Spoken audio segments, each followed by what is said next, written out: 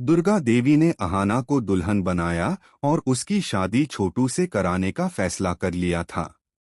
बड़े घर की छोटी बहू के आने वाले एपिसोड्स में आपने देखा कि दुर्गा देवी अंदर ही अंदर निर्णय लेती हैं कि वह अहाना की शादी अपने बेटे छोटू यानी अर्जुन से कराएंगी। इसी वजह से वे अहाना को कुछ भी बताए बिना उसे चुपचाप दुल्हन की तरह तैयार करती हैं और मंडप में लेकर जाती हैं। छोटू को भी यह बात नहीं बताई जाती कि उसकी शादी अहाना से होने वाली है। उसे यह कहकर भ्रम में रखा जाता है कि उसकी शादी किसी और से करवाई जा रही है। इधर छोटू को भी अंदाजा नहीं था कि जिसके साथ वह मंडप में बैठा है वह कोई और नहीं बल्कि उसकी पसंदीदा अहाना ही है, क्योंकि छोटू भी अहाना को दिल से चाहता था।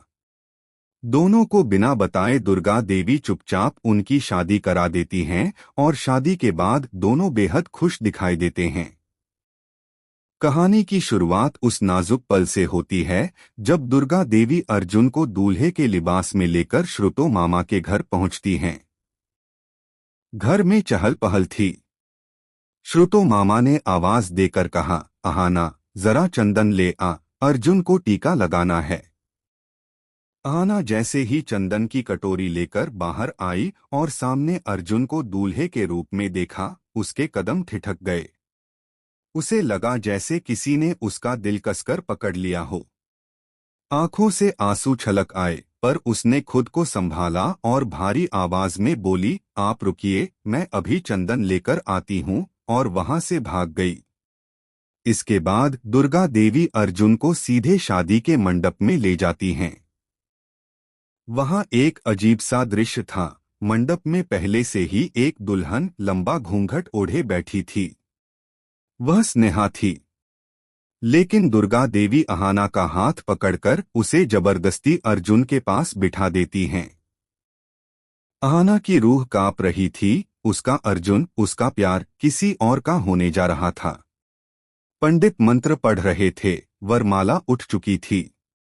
अहाना का सब्र टूट चुका था। उसके भीतर का प्यार गुस्से और जुनून से ऊपर उठ चुका था। तभी अचानक सन्नाटा छा गया। अहाना ने अपनी कमर से बंदूक निकाली और सीधा मंडप में तान दी। आंखों में खून उतर आया था। वह चीखी, अगर किसी ने अर्जुन के पास जाने की कोशिश की तो मैं गोली मार दूंगी।